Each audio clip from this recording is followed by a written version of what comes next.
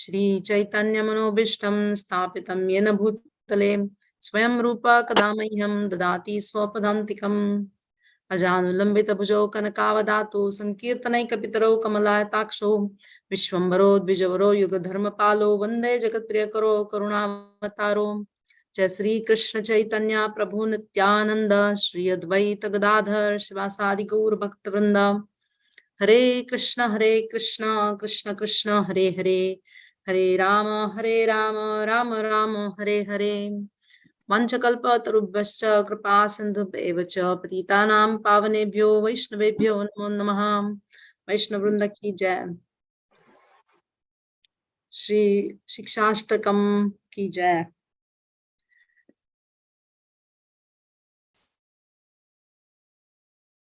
I will begin by reciting Sikshastakam prayer verse 3, and if I can share the screen for you.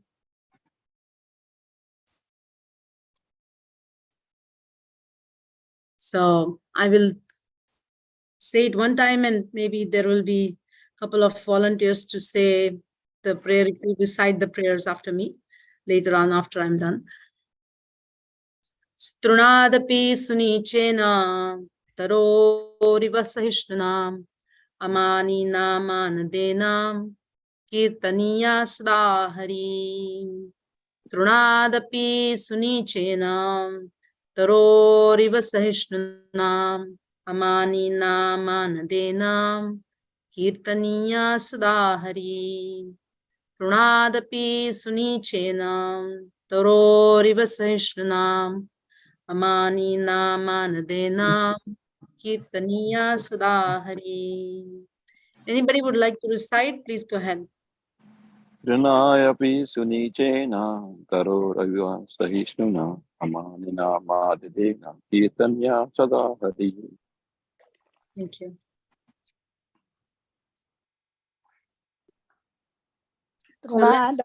Sunichena tarorapi sahishnuna amanina manadena kirtanya sadahari. Thank you very much. So the translation: one who thinks himself lower than the grass, who is more tolerant than a tree, and who does not expect personal honor, but is always prepared to give all respect to others, can very easily always chant the holy name of the Lord. So there are 4 parts to this verse. Trunadapi sunichena. One who is low, who is more humbler than the grass. Taroriva sahishnuna, one who is more tolerant than a tree. Amanina, one who is never interested in or hankering for personal honor by others. And manadena, who is always ready to give respect to others. And the outcome is that kirtaniya sadahari. Such a person is always able to chant the holy names of the Lord. So the 4 qualities: sahishnata is tolerance, namrata, which is humility, amanina, which is always ready to give respect, amanina, which is not hankering for self-respect, and manadena, always ready to give others respect. So the 4 qualities are discussed in this, and the outcome is discussed, kirtaniya sadahari. So I have a little PowerPoint, and I would like to share that with you. Prabhuji, can you see? Everybody can see? Mataji, we can still see the browser window. Okay, so I will stop share and maybe I'll share it again.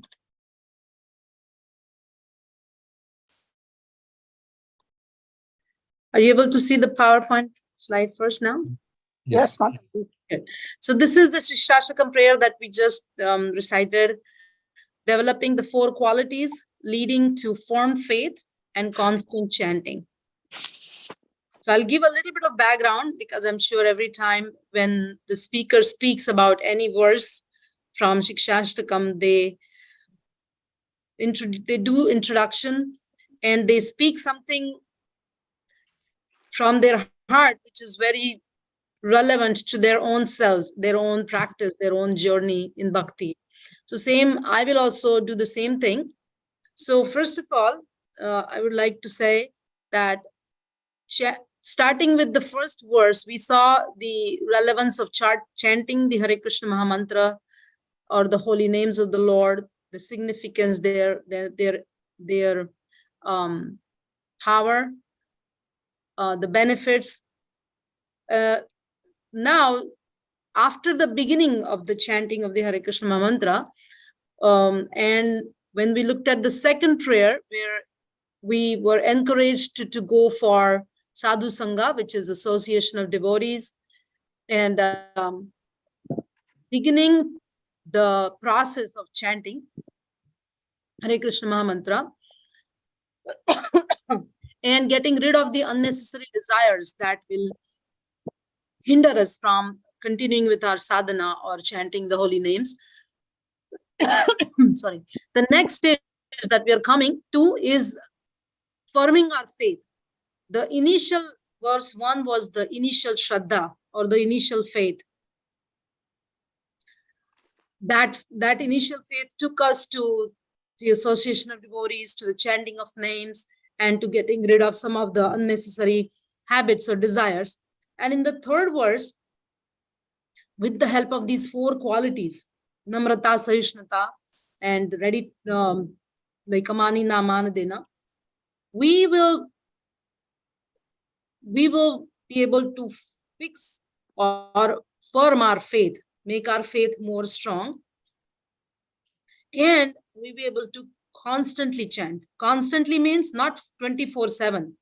Constantly means our consciousness is constantly connected with the holy names of Krishna, and with Krishna consciousness. So that constant nature of our faith, of our practice, we will be able to establish with the help of verse 3. And how we do that, we will see in today's class. So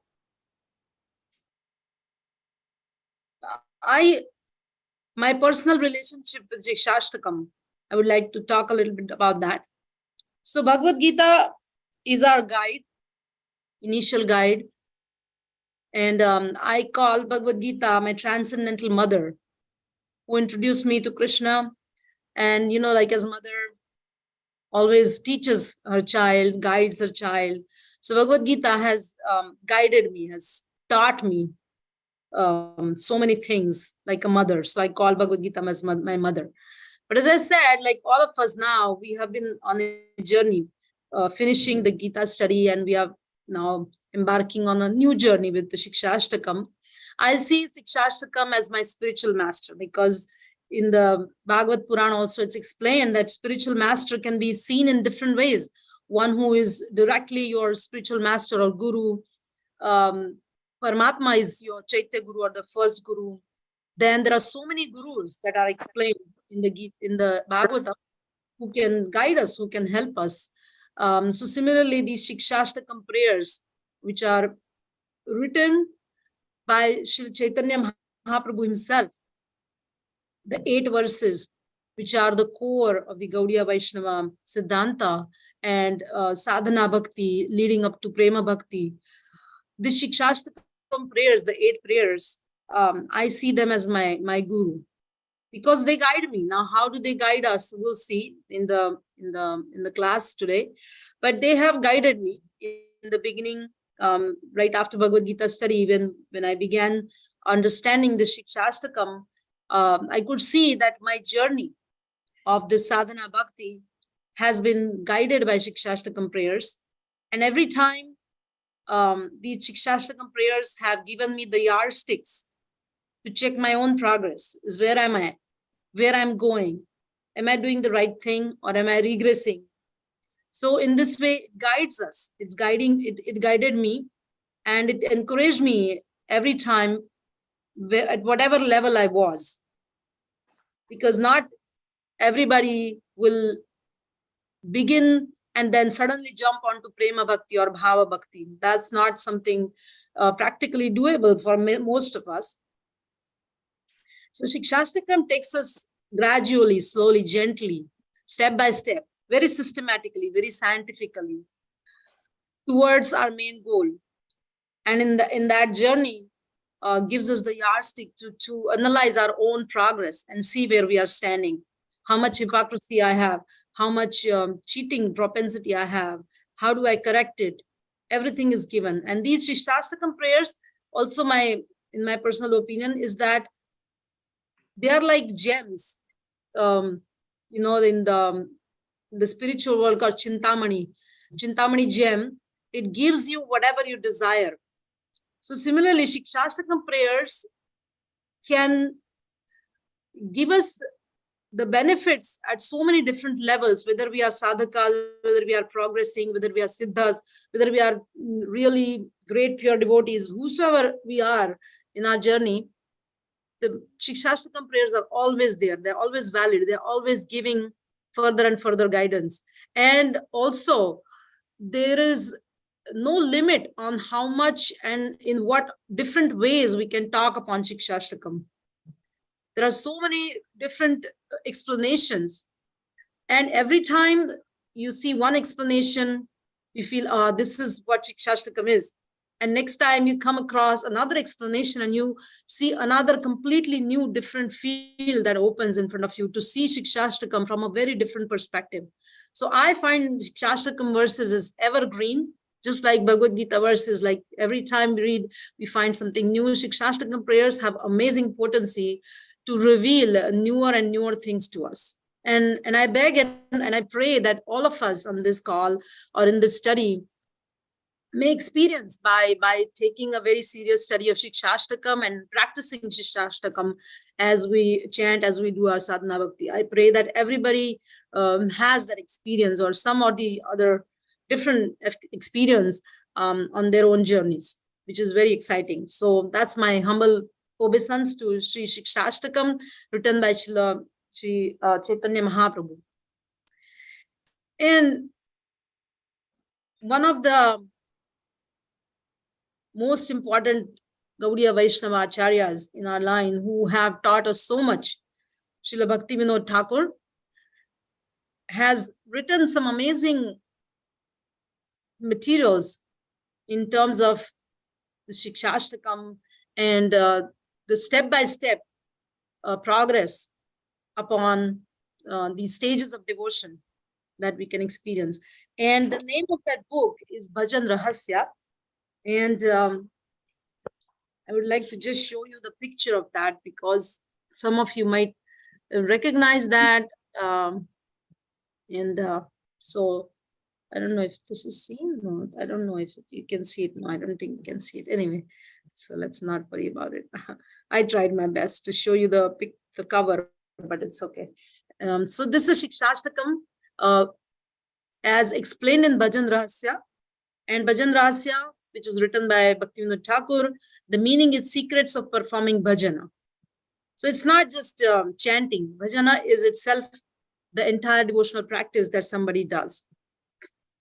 So Bhakti Vinod Thakur explains in this book that there's a systematic discussion on the different stages of devotion, beginning from Shraddha to Prema, or beginning from faith to love of God, where the basis of this development is Sikshastakam.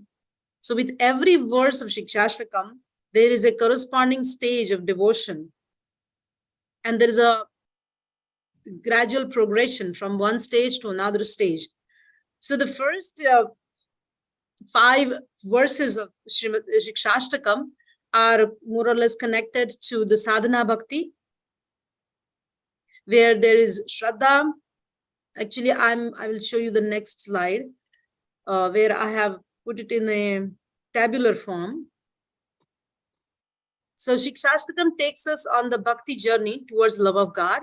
And it goes like this. So these are, the first column is number of verse number. The second is the stage and bhakti process. and the stage in love of God, and the translation in English. So as I said, the first 5 verses, as you can see, are the sadhana bhakti, which is devotional service and practice. And most of us are engaged in this devotional service and practice, where we saw in the first verse, there was Shraddha or initial faith. And in the second verse, we saw there is Sadhu Sangha, which is the association of devotees, Bhajan Kriya, that is taking up bhakti or taking up the chanting, and Anartha Nivrutti, which is getting rid of unnecessary desires. And then today's verse, which is Nishtha or firm faith. So we, with the help of these 4 qualities that I mentioned in the third verse that we just saw, Trunadapi Sunichena, Taroriva Sahishna, Amanina, and Manadera. These 4 verses, these 4 qualities, when we practice developing these qualities, they will bring us firm faith. That's called Nishtha. And that's the stage of this particular verse. And this Nishtha will establish us into constant devotional service, or for the unwavering devotional service. And then in the later verses, you will see there will be ruchi or intentional interest. Then there will be asakti, which is attachment. And then it will take one to bhava bhakti, where we will have spiritual sentiments in the 6th verse. And in the 7th verse, there will be a feeling of separation in love of God. And ultimately culminating into prema bhakti, there will be sambhogya seva, which is feeling of union in love of God. So we will see these from different presenters, these stages. But if anybody is particularly interested in this Bhajan Rahasya and how Srila Bhaktivinoda Thakur explains these stages of devotion with the help of Sikshastakam verses, then this book is available also. So now we can go into more details about how do we achieve these 4 qualities, or develop these 4 qualities. And for that purpose, I have I'm more or less gonna look at my Word document, and I do not have much of the PowerPoint to share after this, so I'll just stop here sharing the PowerPoint, and I'll look at my Word document to speak a little bit more. Now, Srila Prabhupada has given so many classes on these 4 terms, and we can, I think in the previous class, we already discussed a lot about the first 2, which is Namrata and Sahishnata, or in other words, humility and tolerance. So there might be a little bit of, I may not repeat a lot about these 2 phrases, but I will more focus on Amanina and Manadena. So Amanina is the very first quality that Bhagavan Shri Krishna explains in Bhagavad Gita, and I'll share the screen. So you see, in the 13th chapter, Krishna explains what is the meaning of knowledge. And these are the 4 verses 8 to 12, that list or enlist the qualities of a person who is knowledgeable. And if that person has these qualities, that means the person is in knowledge. And the very first quality that Krishna mentioned was Amanitvam, or is the same as Amanina, but here it is translated as humility. And Srila Prabhupada mentions that Amanina, what is the meaning of Amanina, or not interested in self-respect, not always hankering that some people should recognize me, people should give honor to me for who I am, or they should glorify my qualities. A sadhu is never interested in that, because the sadhu is humble and tolerant. The sadhu is never interested in the self-respect. So Srila Prabhupada explains that what it means is that understanding humility and tolerance, and also these other 2 qualities not hankering for self-respect and ready to give other respect to all others. All these four are to be seen in terms of devotion to Krishna. And Prabhupada explains that nobody is independent of the laws of Krishna. Everyone is under the obligation of the laws of Krishna. One who will voluntarily accept these laws of Krishna, and other one will reject whimsically that I am not in control, that I am in control. I'm not in control of anything. One will reject. So rejecting means to be under the control of Maya, and voluntarily accepting our position as we are is the service to Krishna. So he gives this idea that humility means you understand your constitutional position of who you are, and you understand the temporary nature of this body. You understand the limitations of this body. And when we understand our real situation, when we study Bhagavad Gita and other literatures in the association of devotees, we realize that we are actually nobody. We actually do not have much of a power at all. And we understand our journey as a soul. And depending upon our previous karmas, we get this particular life and this particular body with so many conditions. And when we realize this nature of ourselves, we do not have any artificial puffing up about our own selves, because every time we remember our spiritual nature, remember our embodiment, and that's actually that will allow us to not hanker for this bodily honor. Because in this world, we all hanker, most of this whole world is going after this idea that I should be powerful, I should be beautiful, I should be glorified, I should become controller. But when we are on the spiritual journey, we realize that this is not so. And I'm a very insignificant soul in this journey. And so naturally, our desire to get superficially glorified in this world for some of the qualities or some of the work that we do will diminish, because we realize that in the bigger picture of this universe, our achievements, our qualities are very insignificant, and they are sometimes within the same life we see that some of these qualities we lose. Sometimes we are very healthy, we are beautiful, we are strong, and after a few years when the old age strikes, we don't have those qualities. So then every time we feel that I am just an instrument in the hands of Krishna, and I'm not really in control. I'm not the creator, I'm not the controller. And that allows us to develop this quality of amanina. Because when we become humble in this way, we will not let our ego hinder into our higher goal or purpose. And similarly, when we develop this quality of tolerating, we keep small things small, and we do not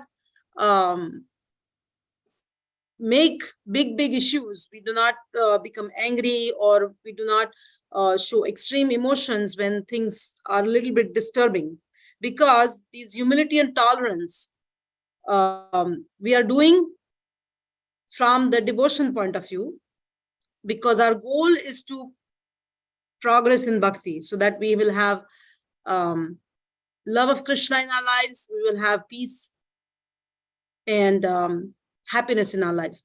So my point is that these terms, humility and tolerance, should be properly understood, so that people will not think that this humility means self-pity, or you just always beat yourself that you're nobody. It's not like that. And tolerating also does not mean that you let people trample upon you and just let them do whatever they want to do with you because you're tolerating.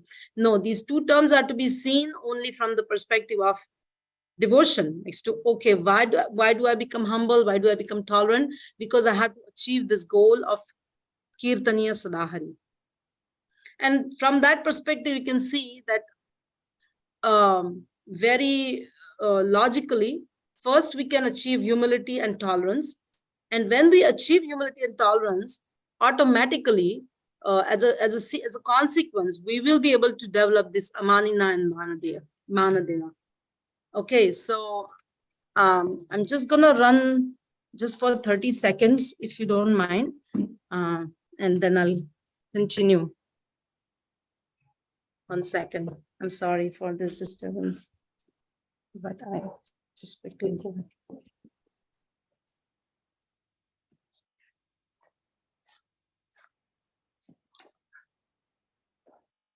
Sorry.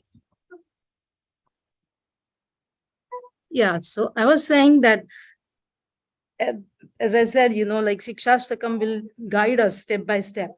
So we have a test here. How much humility have I developed? How much tolerance I have developed? And that will reflect in our being Amanina and Manadina. And that will reflect in how much we hanker or do not hanker for our own progress, and then how much we are ready to give respect to others. So let me go back to this. So we have a great example of Bhaktivinoda Thakur himself, as to how he was practicing humility and tolerance for a higher goal. He was in the service of British government, but he never took up any enmity towards the British people, British government. He never wrote anything or protested against them.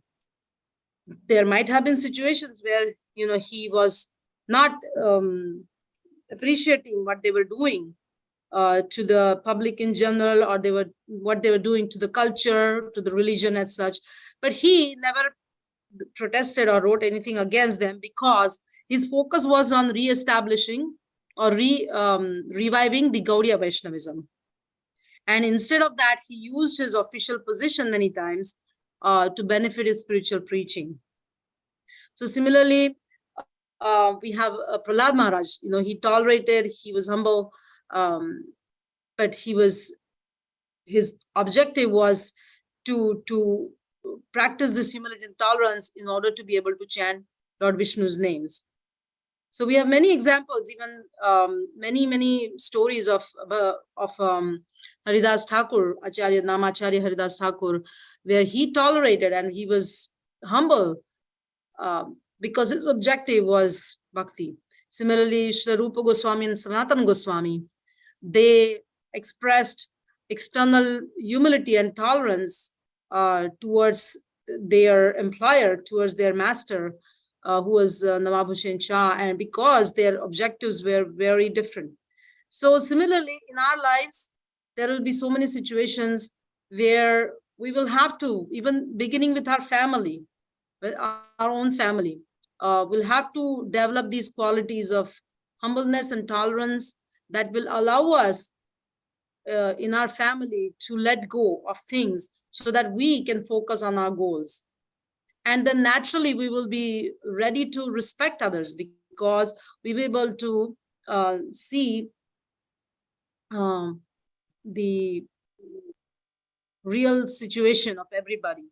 That when we take up bhakti and when we systematically meditate upon these things, we realize that not only I am the spirit soul and I am in this situation, but everyone else is also similarly in the same situation as others, as me. And that's how it allows us to accept other people at who they are, And in that way, we respect them for their existence, for who they are constitutionally. And so my point is that these four terms, they go hand in hand. They are not separate, compartmentalized. And that's how you can also see yourself as to where you are on your journey. Because unless you are honestly and authentically humble about your own position, about the position of others, you will not be able to practice manadena, or giving respect to others. You cannot artificially give respect, but internally, if you have a bad feeling, that shows up. So if you want to honestly respect other people and do not hanker for your own self, you have to test yourself as to where you are standing in terms of humbleness and tolerance. So this is a great method to, practice. And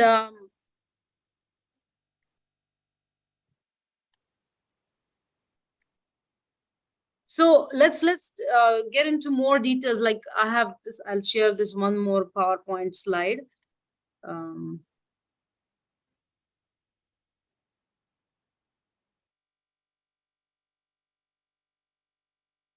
One second, I'm having a little trouble here. Yeah. Okay, so oh my God. Okay, so how I was prepared, because sometimes my computer does not cooperate. Can you hear me? Yes. Okay. Yes, we do. Yeah, I wanted to show you the next slide, but my computer just froze. Prabhuji, that's why I shared with my Prabhuji, like if he can display it on the screen, the PowerPoint. Sometimes pausing your video will help, Mataji. I just hold on 1 second. Right. 1 second, I might rejoin 1 second.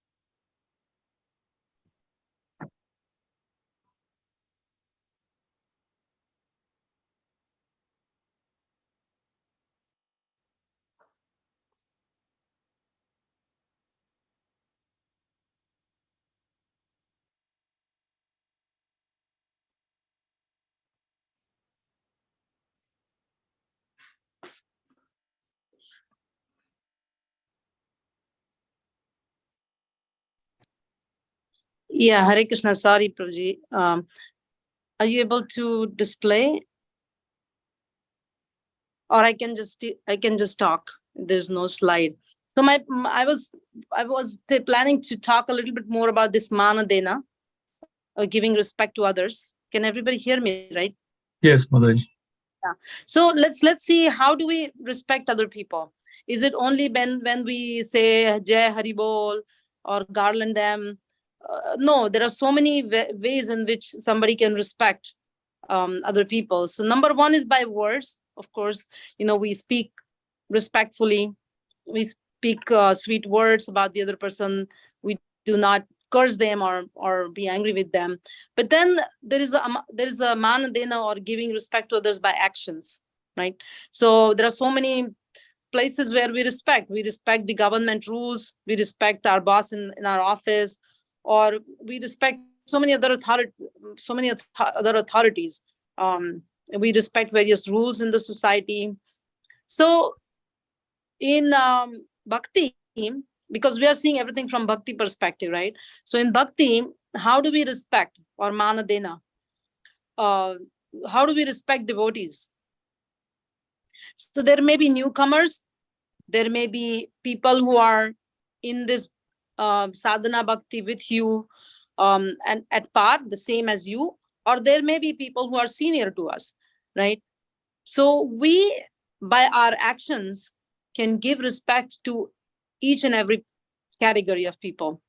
To the newcomers, we can be respectful about where they're coming from, what is their background, what makes them uh, who they are, and just accepting them that now they have come to bhakti, and we welcome them honestly, we welcome them by heart, uh, and by providing for their needs, by being um, very compassionate to them, by being empathic to them, by understanding who they are, and by helping them.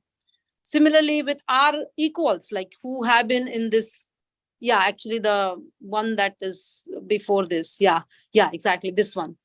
So how do we give respect to others? So I'm here in the third point, that by actions we respect the devotees. Say, for example, equals, like, okay, this person has been in bhakti process with me for so many years, so they are my equals. So we respect them by being cooperative in our services with them, because we might be doing some projects with them, we might be meeting them every day for our services, and we accept their authority, we give them respect for their leadership, and we accept instructions from them, and we gently give them instructions whenever needed. So there's a whole teaching on this particular point in Upadeshamrita, or nectar of instruction. Similarly, giving respect to the superiors, like people who have been in the movement for many years, and they are very highly respected, they are in high positions because they have done service for many, many years, they have done sacrifice for many, many years. There may be sadhus, there may be sannyasis, or they may be grihasthas, but then there is a way to respect them by accepting their authority, because they are leading that particular service, they are in charge of this service. So by cooperating them with them, and by allowing them to instruct you, you are actually respecting them in that way. Now similarly, there could be respect given to others in the mind. For example, in the society, in general life, we many times accept diversity, people coming from different backgrounds, the different cultures, different languages, the different food habits. People are who they are at their own levels. But in our minds, we accept them because they're coming from their own backgrounds. And so long as they are not disturbing us, they are not, creating a big trouble to our safety, our security, we learn to mentally respect them who they are, because otherwise life will be difficult. Practically speaking, we will not be able to live life if we don't do that. So similarly, in bhakti, again, the mana dena process, which is only seen from devotional perspective, we have a way to respect others in our mind, even though externally there may be disagreement about something, there may not be you may not agree with what project or what services they're doing, but in your mind you're respecting them because they are also devotees, and they're trying to serve Krishna or Guru. So this is the cultivation of our mind to give respect to others, right? So similarly, the other one other way could be respect in terms of intentions, our intentions. For example, we know that the creatures, the animals, birds, insects, are also part of Krishna. They're also serving Krishna in different ways. They are the jivas in their particular journey.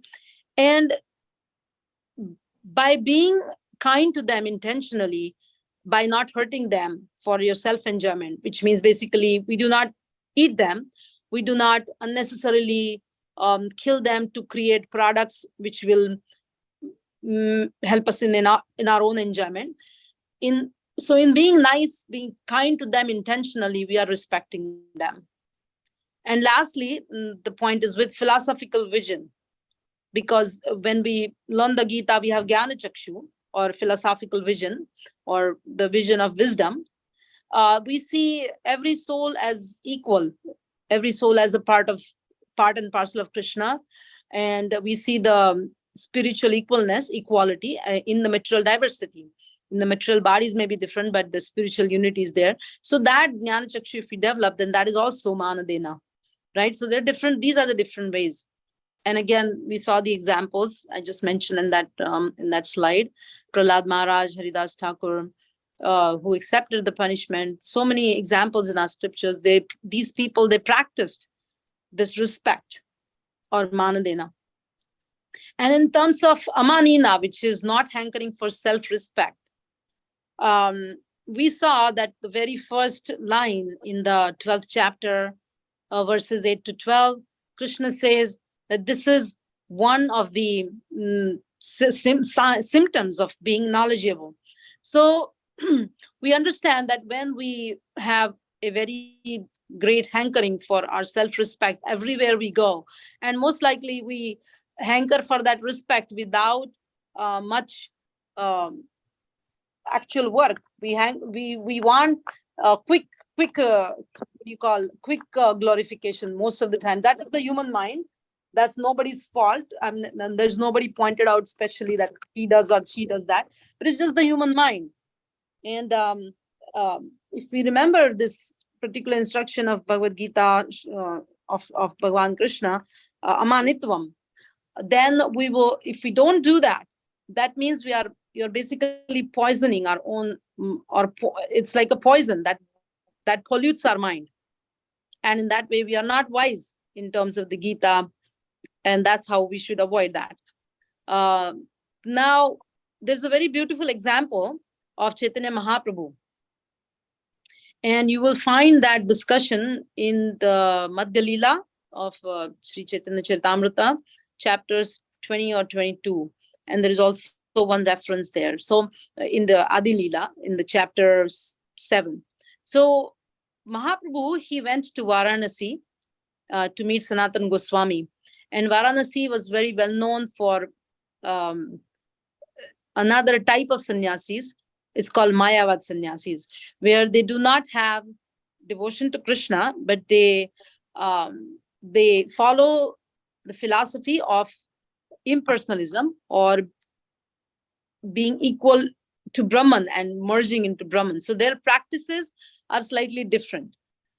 Their goal is slightly different from the goal of bhakti.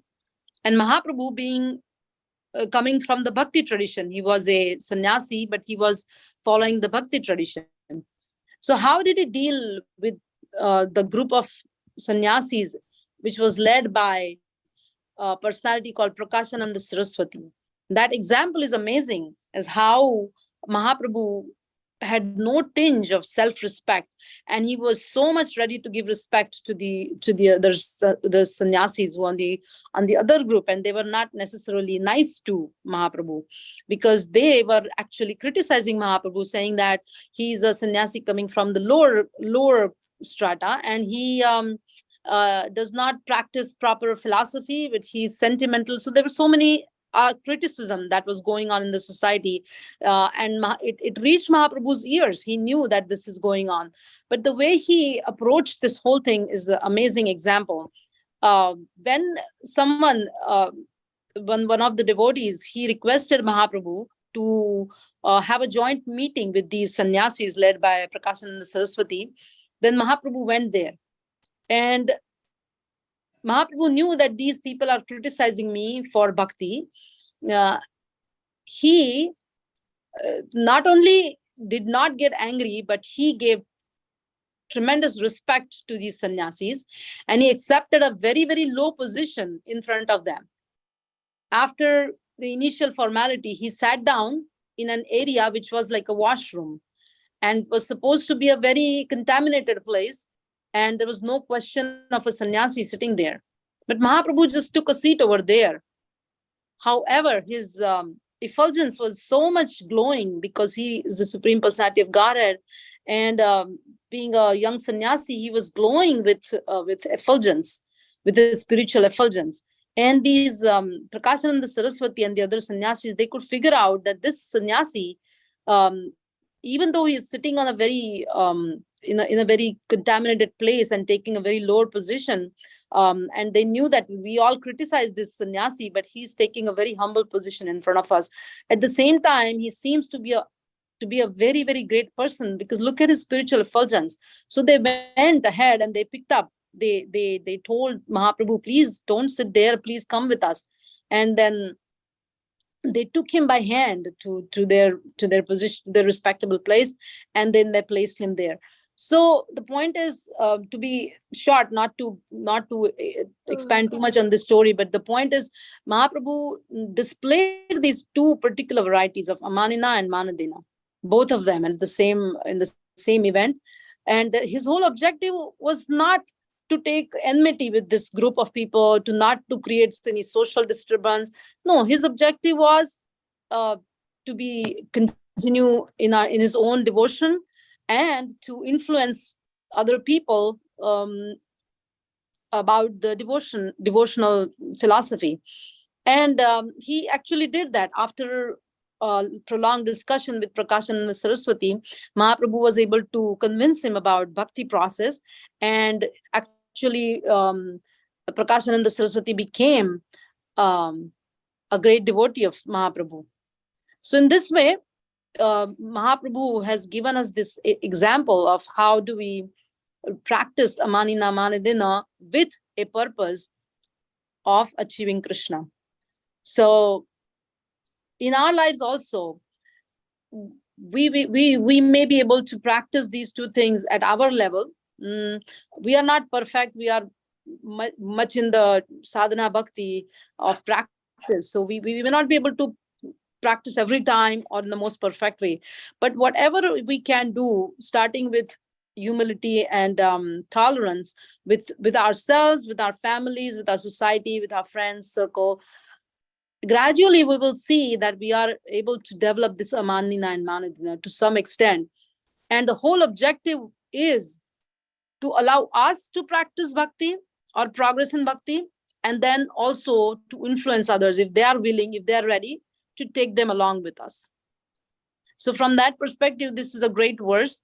And again, going back to the table over there, which is the fourth slide, this practice is concluding into Kirtaniya Sadahari.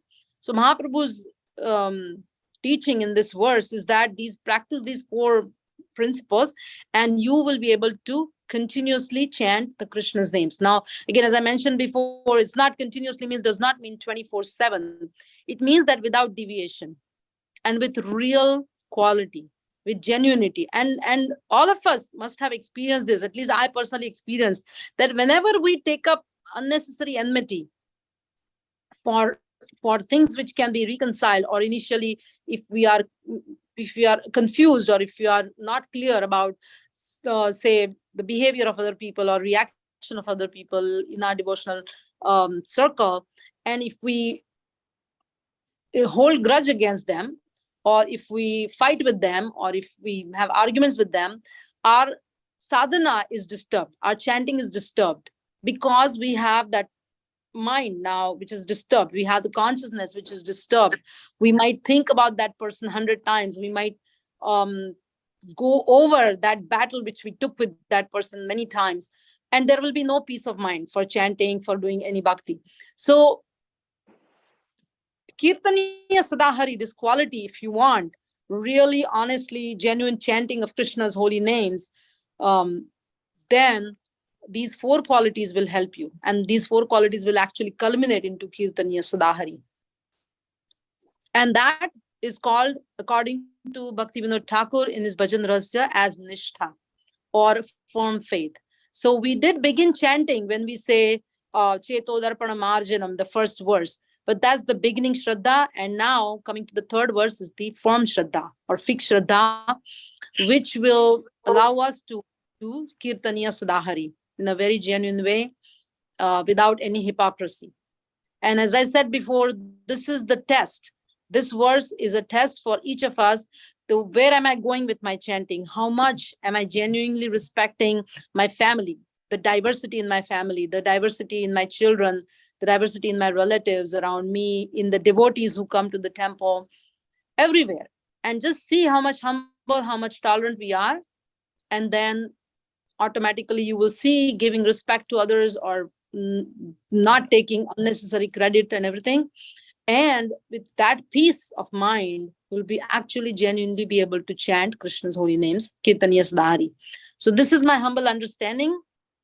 And this is all Srila Prabhupada's gift to us. He has given us these understandings coming from the parampara, coming from Chaitanya Mahaprabhu. So mine is just a humble reflection and sharing my own experience.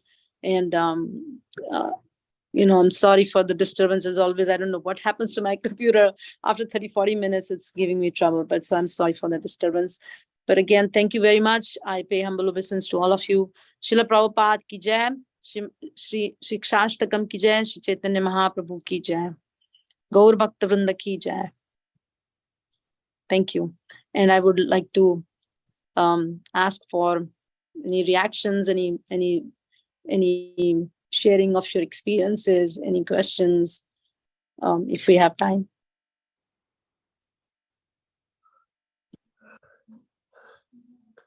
Hare Krishna Mataji, Dandat Pranam, all glories to Srila Prabhupada. Yeah, sure. Mataji, I would like to know more about Gyan Chakshu. I didn't get that term. So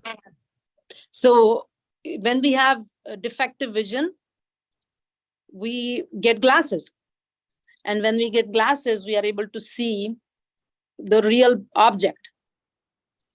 When we are in this world, we are ignorant. Most of us are not fully aware of the nature of this life, the nature of our journey as embodied spirit souls, or we do not know sometimes how to progress in this life, because there's so much confusion and there's so much sometimes setbacks. There are so many things that makes everything really not clear to us. So when we read the scriptures, Bhagavad Gita, Srimad Bhagavatam, and we become wise, and we become wise with the knowledge. So Jnana Chakshu, which means we put the vision of knowledge on almost like glasses of knowledge, you can say. Jnana means knowledge, and Chakshu means eyes or vision. So when we have this vision of knowledge, we see through the vision of the scriptures, then we actually understand life. Then we actually understand how am I supposed to live life in spite of the difficulties that I'm facing, or why good things happen to bad people, or when bad things happen to good people, what do they do? We get the knowledge of many, many things, and that's called Jnana Chakshu. So Jnana Chakshu, in a simple words, could mean a proper systematic study of the Shastra or scriptures with the purpose to make us wise. One more question is there, Mataji. Yes. In a book, Harinam, Bhakti Vinod Thakurji is explaining about chanting. So there, somewhere it is written that if someone is doing wrong chanting or unattentively chanting, then he may get into the opulence of, he may trap in that, like he will get lots of and all sort of things. So I would like to know how far this statement is. So I missed like last 3-4 lines of like what you're saying, because I couldn't clearly understand. He said that if we can you repeat that, please? Yes, Mataji. In a book named Harinam something, Harinam Chintamani. Yes, Mataji. Yes. So I read this, quotation somewhere that Bhakti Vinod Thakur is stating that if someone is doing some wrongly chanting or something, unattentively, then he may get all the opulences, like getting the wealth, may trap in many material activities. So I would like to know this. Yeah. So basically, what I remember from Harinam Chintamani is what you're probably saying is the Namabhas, which is, we chant, but it's not actually the pure chanting, but it's close by. And that's called Namabhas. And that's because of some aparad. And the outcome is that not being able to progress in pure devotion. And yeah, there's possibly a statement like what you said. I don't remember exactly reading it. I mean, it must be there, but it didn't catch my attention. But what it means is that Maya Devi is very active, and Maya Devi's job is to keep the jiva's condition in this world. And Maya Devi is acting like a guard, that if someone is progressing nicely in bhakti, then Maya Devi puts many challenges for that person to cross. Similarly, if we are only doing a superficial chanting and doing many aparads, and we are not really ready for bhakti, then by the arrangement of Maya Devi, by the supreme sanction of Krishna, we may be baffled, we may be entangled by superficial opulence or superficial fortune, and by which we may think that, oh, what is the use of this bhakti? Look at this, without even doing superficial bhakti, just by a show of bhakti, but actually I'm getting a lot of material enjoyment. So that person can become very crooked and hypocrite. So this is the test of Maya Devi and Krishna, that can probably explain what you're saying, that by superficial chanting, if one one is destined to get diverted from bhakti, that person may temporarily see some great material opulence, by which he will just get lost in that. Yeah. Thank you, Mataji. Hare Krishna. Thank you. Hare Krishna. Hare Krishna Mataji, Danva Pranam August to Prabhupada. Oh, Hari Bol.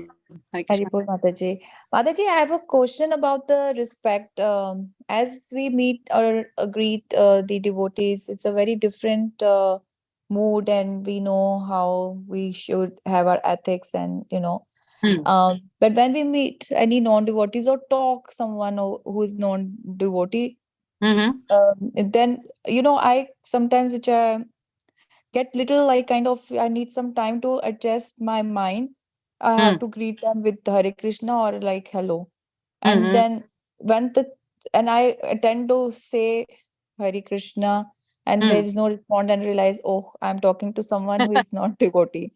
And then the talks goes like a very normal person. That person will say some, like, when you talk, okay, it's very generic, then realize, okay, I'm not talking to a devotee after some time, because your talks are still in the mood of devotee, but on the other side it is not the same.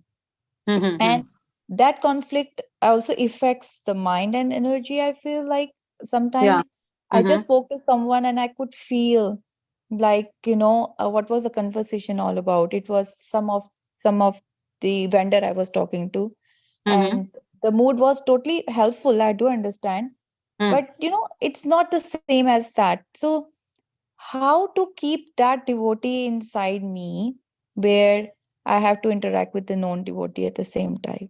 Yeah, so that's a practice, and we have to become aware that there are two paths, and one is external and one is internal. So, and when we are dealing with the outside world, we have to be with them if we are getting work done in terms of our job, in terms of profession, whatever. But with practice, it comes as a quality that internally we are never forgetful of who we are and what is our bigger objective. Just like, the mother may be cooking, the mother may be doing laundry, the mother may be even in an office meeting on a Zoom, but her attention never goes away from the child who may be somewhere in the house. She never forgets, and she manages to keep an eye on the child, make sure the child is secure or not.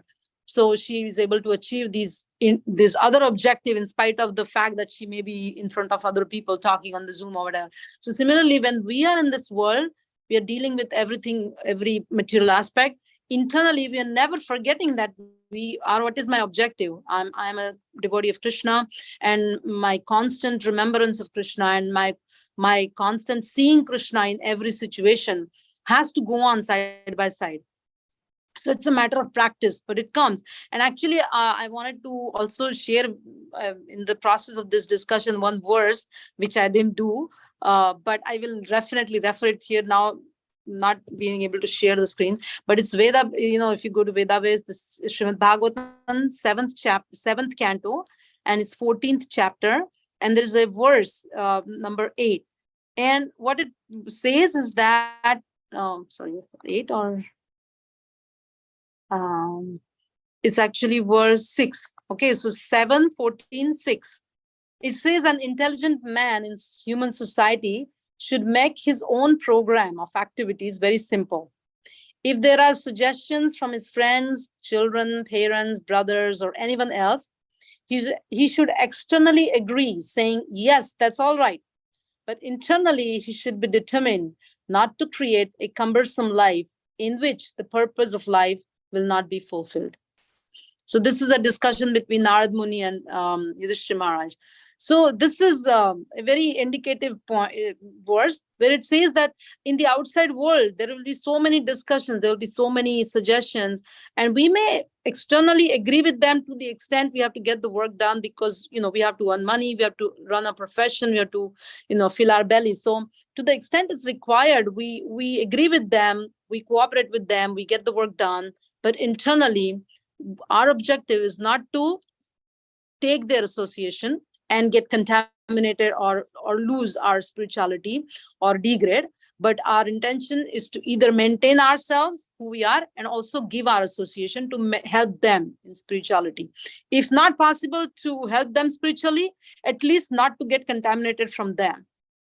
So if we keep this idea constantly in our mind and practice it, it may not happen one time, may not happen 100 times, you may forget, come back again. But if you keep on practicing, this parallelness will come, like my internal and my external. They have to go side by side, but my externals should not affect my internals.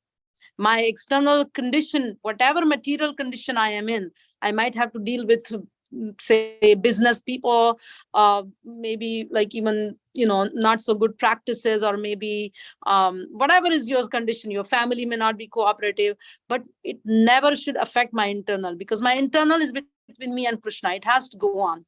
And because I have to progress, the other people are not going to help me. They may or may not progress depending upon their own desire. But for them, I cannot regress myself. So when we have this mindset, then what you're saying will not affect us. Does that help? Yes, Mataji, that's wonderful. Yes, that's a reply. I think I need to connect back at the same time when you are talking, like as you're talking to Krishna only. It's okay if they have different way to reach or talk with the materialistic Yeah. point of view. But Yeah. even if I have to be in a materialistic way, I have to, because of my situation, I like that I have to talk to someone of my vendors, which I have Yeah. to negotiate or talk. Yeah. They have some different ways to reach and talk, and they laugh small things or maybe whatever it is. So Yeah, whatever it is, but that moment, I'm not able to remember Krishna. I'm listening to the person. And so how, I mean, that's, as you're saying, it's like a practice that it should not affect me, but it affected me after I said, no, it is not like, one should like comprehend things like that.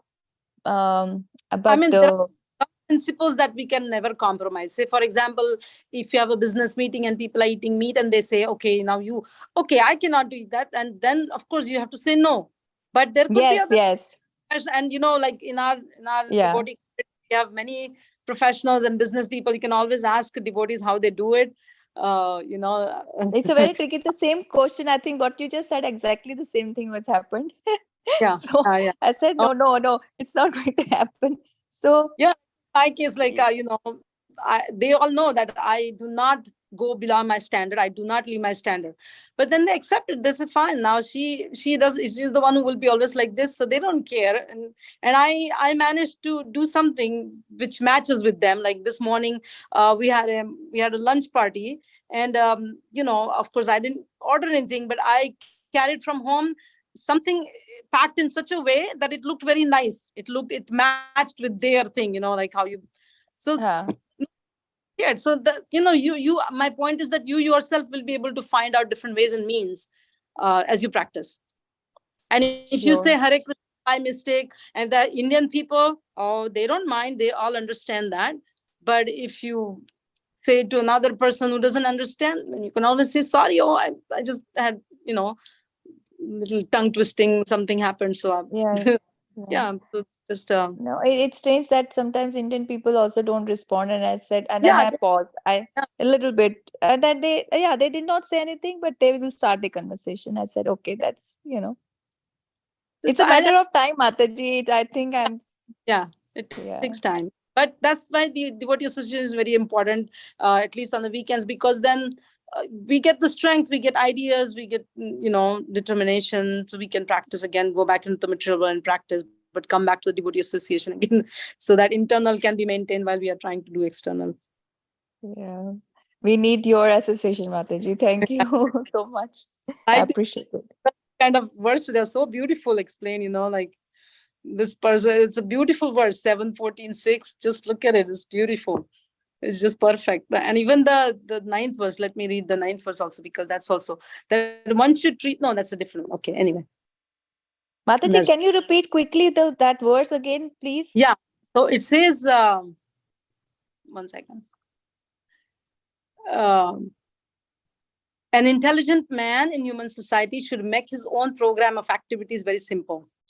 If there are suggestions from his friends, children, parents, brothers, or anyone else, he should externally agree, saying, yes, that's all right. But internally, he should be determined not to create a cumbersome life in which the purpose of life will not be fulfilled, which means he should internally keep his own objective of progression in bhakti. Thank you, Mataji. I appreciate it.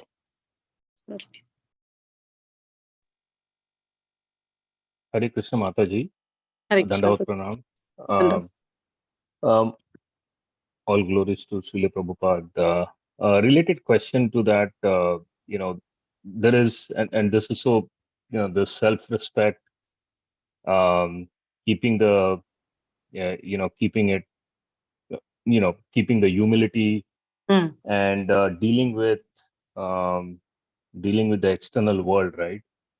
It is difficult. I mean, in many cases, you will tend to not really ego. But really maintain your self-respect, and kind of when you kind of argue, or when you kind of debate in the external world, you do get into the mode of passion, right? Yeah. So I think it is, and in this world, if you have to deal with, I'm in sales, so you have to kind of deal with these situations. So I know it will come into practice. So as you, I was listening with interest when you said about the external and the internal piece, which is great. So, but does that mean then in the external world, while dealing with the external world, are you then not genuine with yourself when you're dealing with, like, are you not, do you lose your ingenuity, or do you lose, are you not genuine in your relationships with others if you tend to have a different kind of internal, internal if you don't tend to kind of agree with, I mean, the vice versa. If, say, for example, you're trying to do bhakti, but you are more into the external world, and then are you not ingenuine to Krishna then? Because you're just trying to do a little bit superficial bhakti, right? So it will always be like that. But so long as our purpose is not crooked, we are trying to earn money, we are in that particular marketing position or business position. Our objective is to earn money, maintain our family, and maintain a good God conscious spiritual life. When our objective is clear, then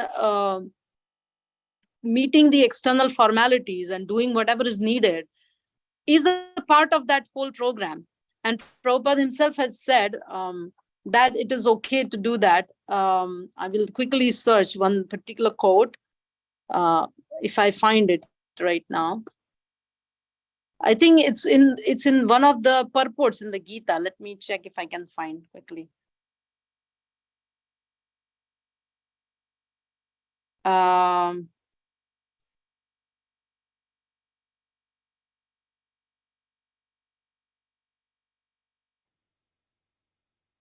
Okay, let me try 1 second. Otherwise, I will.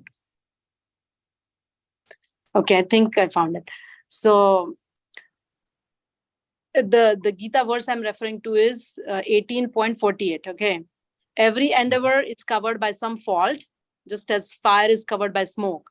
Therefore, one should not give up the work born of his nature, O son of Kunti, even if such work is full of fault.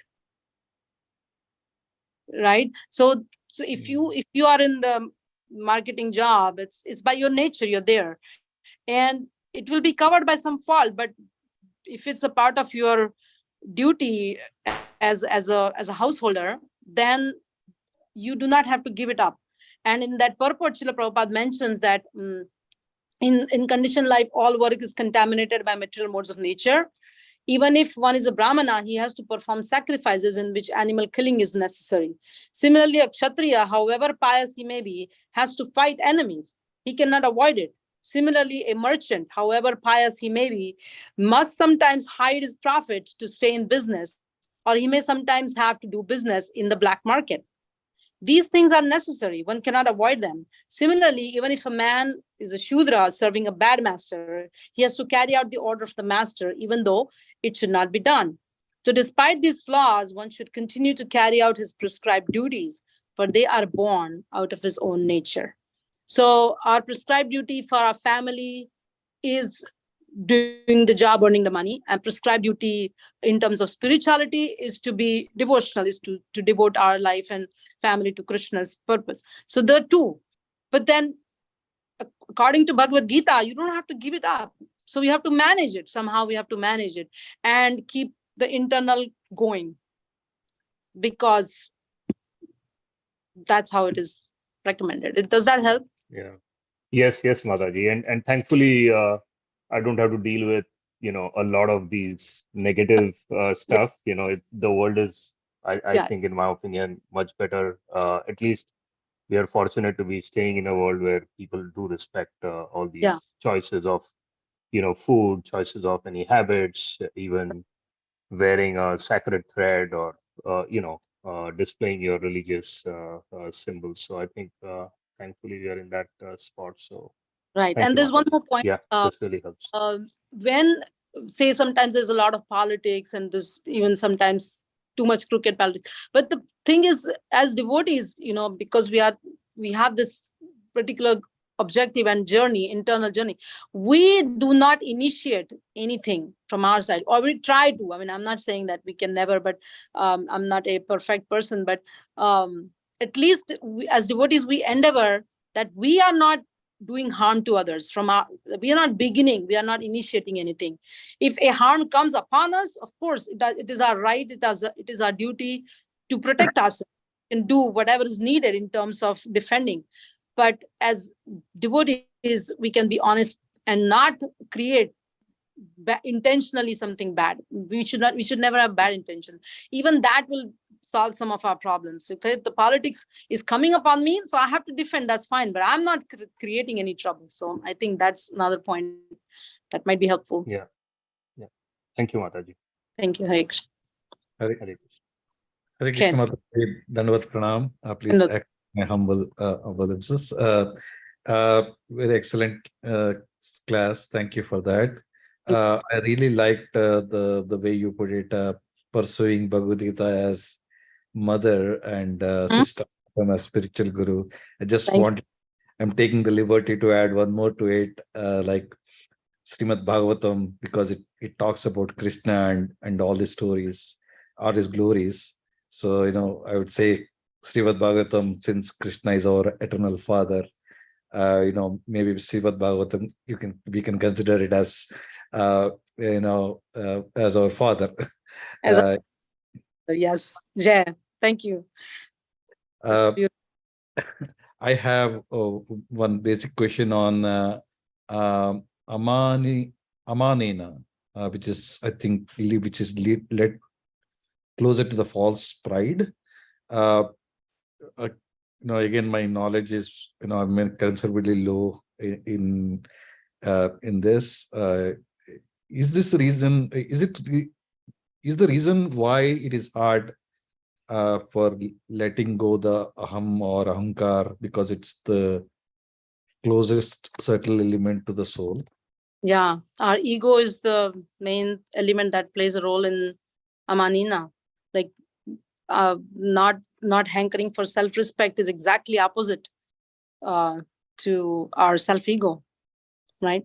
And I think I have a note here. Let me check on that particular point. Yeah, so if you see Bhagavad Gita verse 3.27, which I'll open just now, it says ahankara vimudhatma kartaham iti manyate. That's exactly the opposite of Amanina. 3.27. Let me open it. Prakrute kriyamanani gunahi karmani sarvasha ahankara vimudatma kartaham iti manyate. The spirit soul, bewildered by the influence of false ego, thinks himself the doer of activities that are in actuality carried out by the three modes of material nature. So ahankara means I, because of the ego, is saying vimudatma, is a bewildered soul, says everything is done by me. And that's exactly mana, that we are always hankering for that mana, which is opposite of amanina. So humility means our ego should not hinder our higher purpose. So, sometimes, say if we are driving and some other person is not driving properly, we just tolerate. We don't stop the car and start fighting, because we tolerate, let go, because our purpose is to reach another place. So similarly, in this life, when we are doing all these things, our goal is to somehow achieve this peace, tranquility, the stability in spiritual practice, so that we can actually think of Krishna at the time of death. That's our objective. So we tolerate all these things, even though our ego is coming in between. But instead of being ahankara vimudatma, we practice amanina. Like that. I'm trying to connect the two since you asked. Is that helpful? Yes, it's very much helpful. And I also echo the same. I had the similar questions like the others who asked about how do we perform our duties at the same time keeping that focus on Krishna. Again, because we are living this work style, which is basically rajas in nature. We need to be passionate. Yes. Unless we should display the passion, you will not be able to, secure a job or do your duties. Absolutely. So, yeah. So I really, benefited from your message saying that what is going internal need not be the same which is external, right? So, and then we don't initiate we're not the first one who is initiating it. Yeah. So those two resonate very well. Thank you so much. Thank you. Thank you so much for your reflections. Hare Krishna. Should we stop? It's 8:22. Yeah. Thank you so much, Mataji. Thank you, Prabhuji. Any other questions? Anybody else want to share anything else? Tomorrow is the temple program, right, Prabhuji? Tomorrow, yes. Tomorrow we have temple programs. Dada Govinda Prabhu and Damodar Prabhu is coming. Tomorrow there is a seminar, how to deal with odd situations in our life. It's a powerful seminar, and we can learn a lot from how to deal with. And the same question asked for us, right? Ask now how to deal with this world, material world. Many times it's not easy. Many times we come up to the situation that is extremely difficult. So these two seminars will be covering those topics. Please join tomorrow, and tomorrow we'll not have any class, and we'll continue the fourth verse on Monday, same time. Please join, don't miss out. And this is very, very, these are nectars, these are powerful, and which really gives a lot of lot of realizations and transformation for our day-to-day dealings. These are the code of conduct for a devotee. Those who are chanting code of conduct for a devotee. So always remember that, as is mentioned. We should tie all this in our neck and always remember and always, reflect upon. Thank you so much. So we'll be also having a meeting after this, the book distribution meeting, Sankirtan meeting, and many festivals are coming up. August 13th is Octree Road Rath Yatra. That's our every year annual Rath Yatra program, along with the India Independence Day Parade on Octree Road. That's on August 13th. Then after that, August 31st is Balaram Jayanti and Brahmotsav. And then we have Janmashtami is coming up. So many wonderful festivities are coming up. So please join, please participate in all those, and some way or other you can help in and also participate in the service. Saturday is Ekadashi, and some places it is on tomorrow, but we are observing on Saturday. That is, the Saturday is called Padmini Ekadashi on 29th. And then on Sunday morning, there will be a fast breaking time.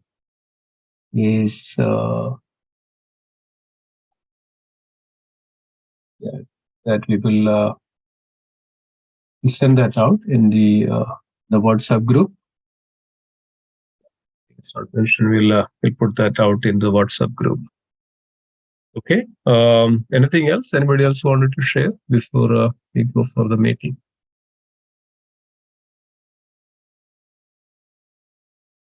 Okay.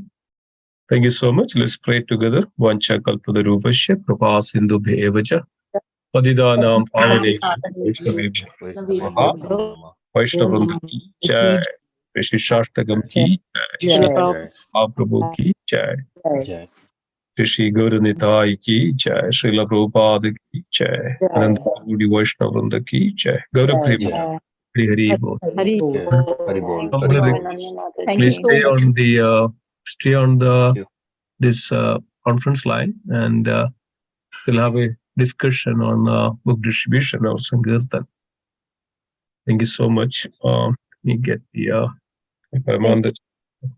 Thank you, Hare Krishna. Those who are able to stay, please stay.